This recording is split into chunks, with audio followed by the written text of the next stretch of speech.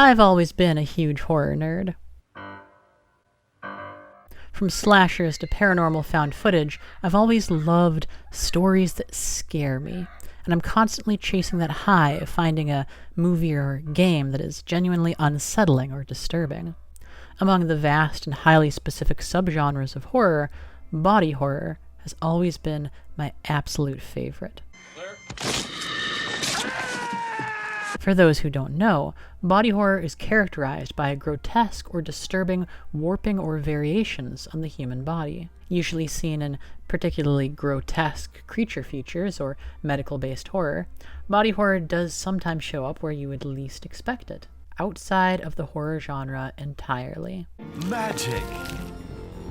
Away! Imagine my surprise when I decided to rewatch a childhood favorite movie of mine that I hadn't seen in years, and realized it contained some extremely bizarre and unsettling body horror sequences. That movie is, of course, 1988's Willow, directed by Ron Howard and starring the incredibly talented Warwick Davis. For me as a child, Willow contained everything I could have wanted. Weird monsters, wild magic, exciting sword fights, slapstick humor, even a funny pig scene. Rewatching it as an adult, I found that although certain parts had aged a little poorly, overall it was still the whimsical, optimistic tale of an underdog standing up against tyranny and triumphing with the power of love and friendship and all those good things. What I didn't remember was that there was a solid splash of body horror thrown in. And it's that aspect that I want to talk about here, because it's fascinating to me how I never noticed as a kid how downright creepy some of these scenes are. The Death Dogs. As many similar fantasy stories do, Willow begins with a prophecy. A child will one day be born who is destined to bring about the downfall of the evil Queen Bavmorda of Nockmaar, played immaculately by Jean Marsh. I need that baby alive. However, when the baby is born, a heroic midwife steals it away, escaping right under the queen's nose. The midwife manages to elude her pursuers for a while, but it is not mere humans that are hunting her.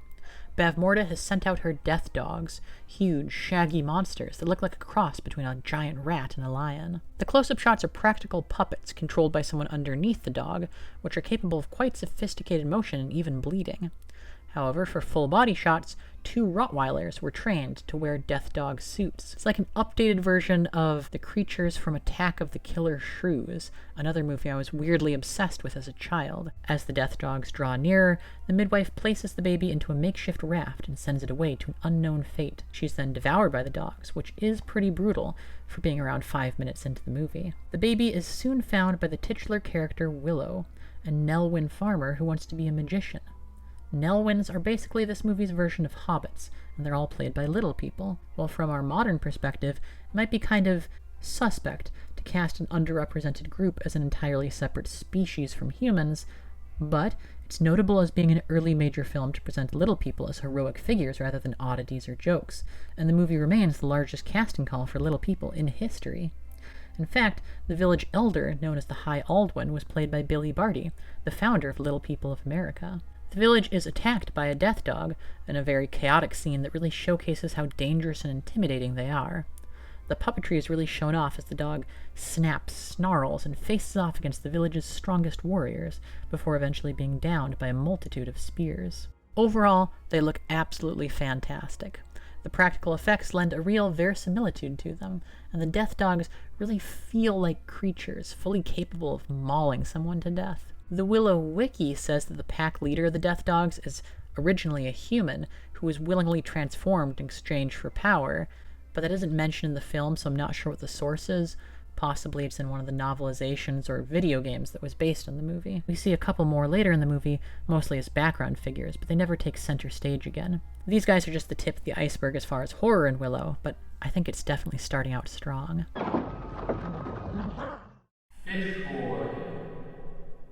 Willow sets off from his village to return the baby to her own kind, armed with 3 magic acorns that can turn his enemies to stone. Unfortunately, the first Daikini, or big person, that he meets is Mad Mardigan, a roguish mercenary condemned to starve to death in a cage. Willow tries to leave the baby with him, but it falls into the hands of the fairies, notably Cherylindria, their queen.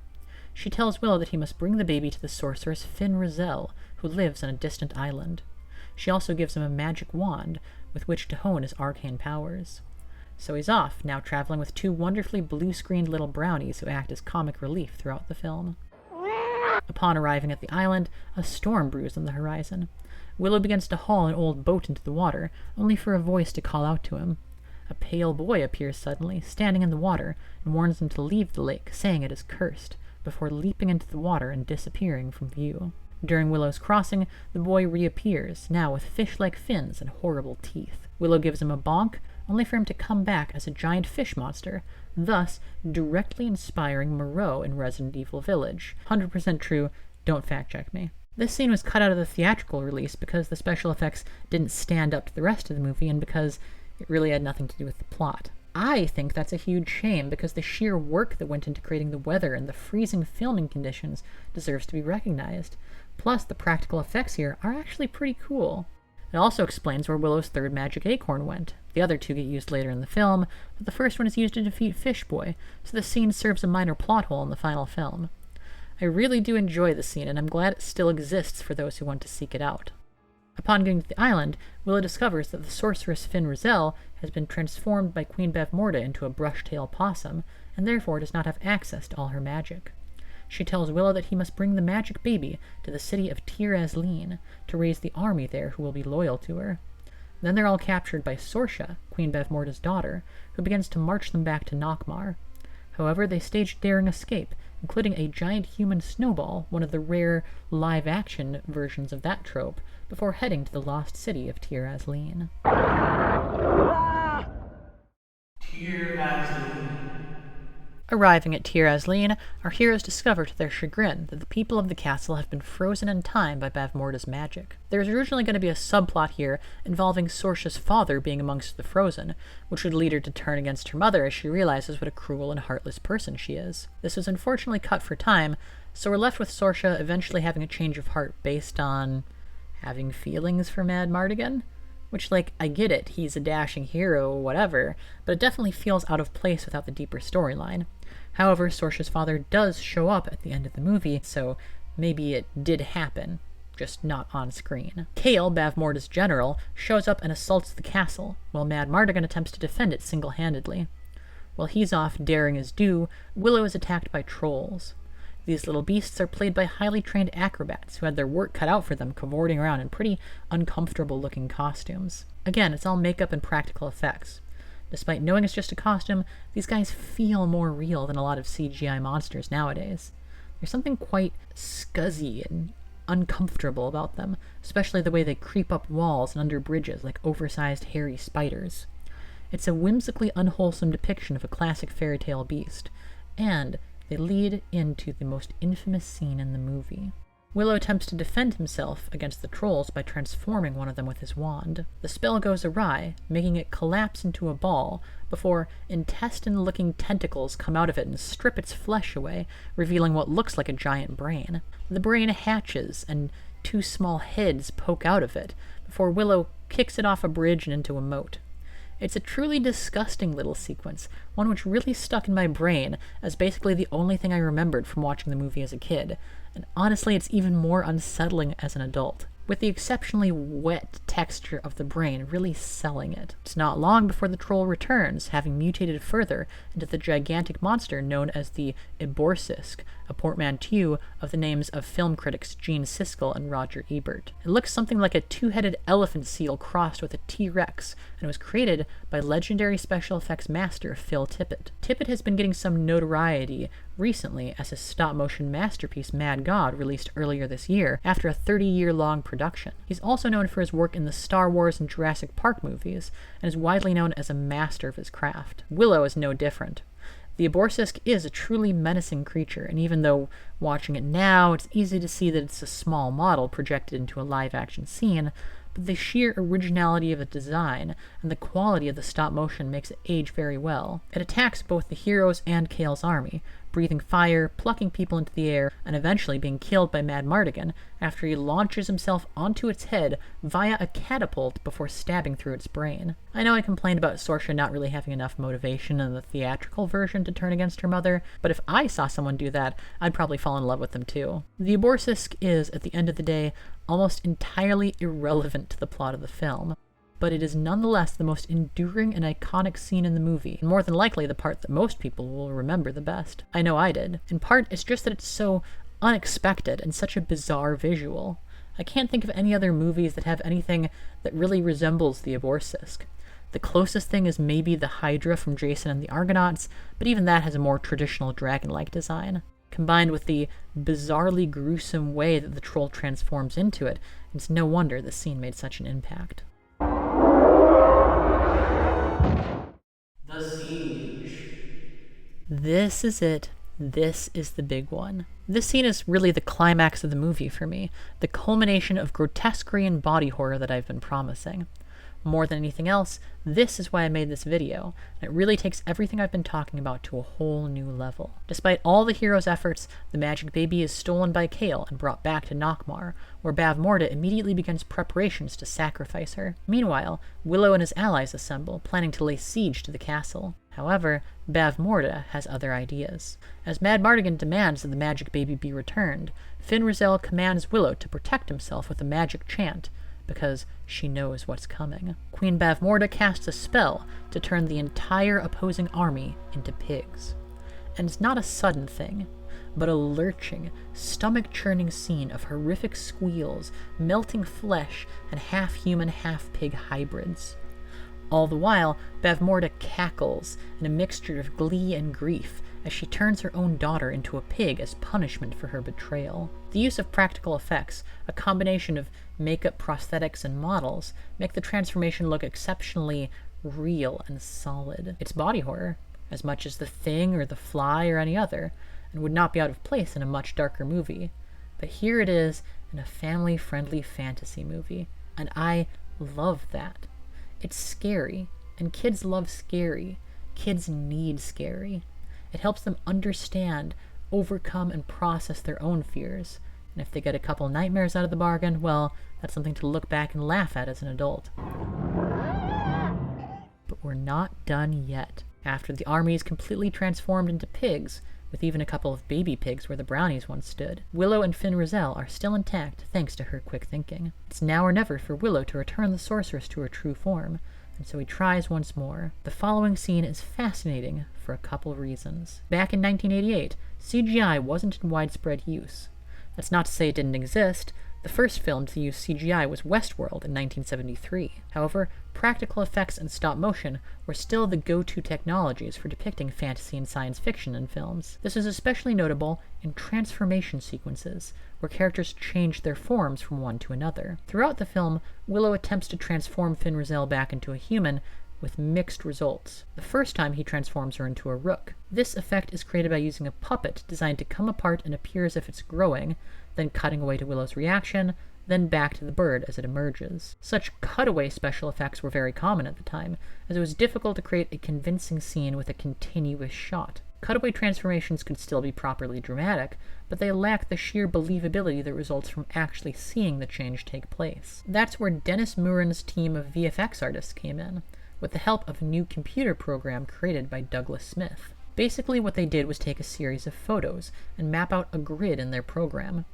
Then, for each frame, they adjusted the grid dots individually, while slowly transitioning from one image to another before outputting the results onto film. The result? A transformation that appeared on screen with no cutaways. It wasn't just the computer program. They did use a puppet for the transition between goat and ostrich, with a neck that actually elongated, but the rest of it was all computer generated.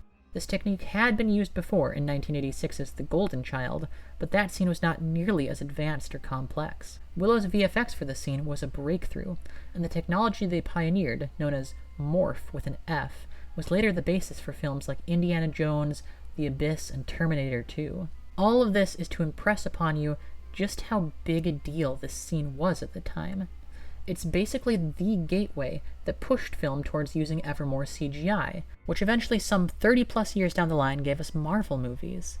They use CGI for everything, and somehow look worse than the morph effects because they don't pay their special effects people, because unlike makeup and set design, VFX artists aren't unionized. Anyway, we're getting a little off topic. What I originally wanted to say about the scene is that, well, it's horrifying. The way the bodies warp into each other, especially the goat-ostrich change, is pretty much textbook body horror. A bizarre warping of a recognizable body into something that is inherently wrong and unnatural. The creep factor of the scene doesn't mean that the VFX has failed, far from it. A transformation spell should be unsettling and unnatural, and this captures that perfectly.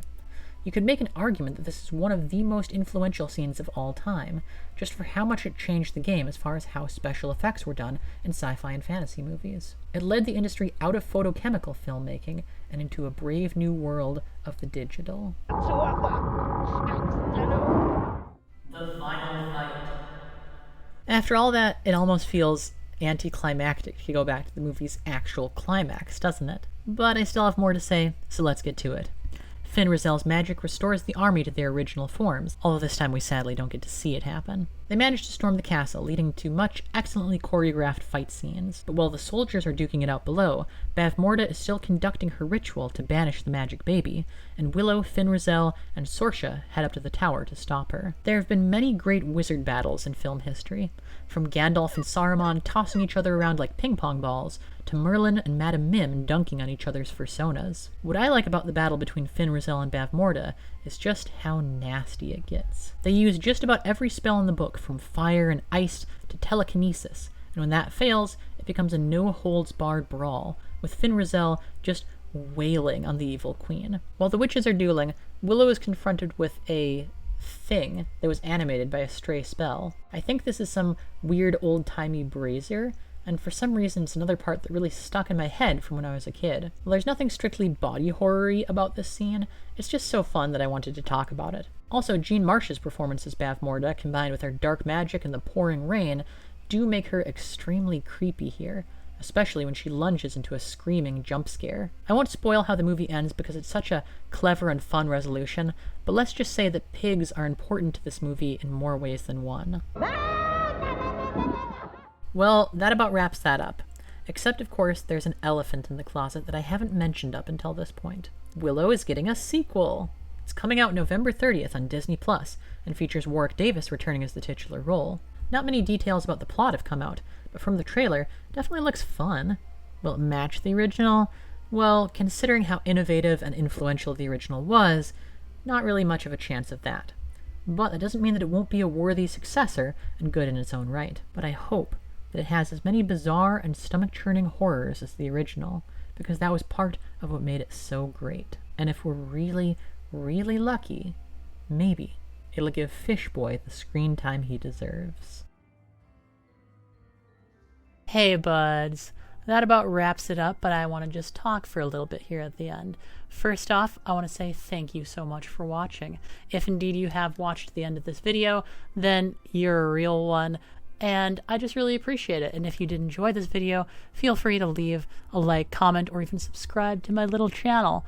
Now, my channel is mostly a gaming channel because I'm a gamer, but I am going to be making more videos like this because I really enjoy talking about media. I'm going to be making one on the best horror anthology that you haven't seen. I'm researching this old fantasy author who's actually a total creep, so I'm going to be making a video on him, and I'm probably going to be making some more videos on 80s fantasy movies because I like talking about those. So if you're at all interested in any of that or in checking out my gaming videos, feel free to stick around, subscribe to my channel.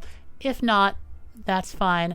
I'll just pass you by and wave sadly as you depart. I hope you found this interesting, maybe even educational, or at least a good way to spend 20 minutes of your day. And until next time, why don't you watch Willow if you haven't already? And if you have, well, why don't you let me know what your favorite fantasy movie is? It doesn't have to be an old fantasy movie, because new fantasy is cool too. See you then. Ching!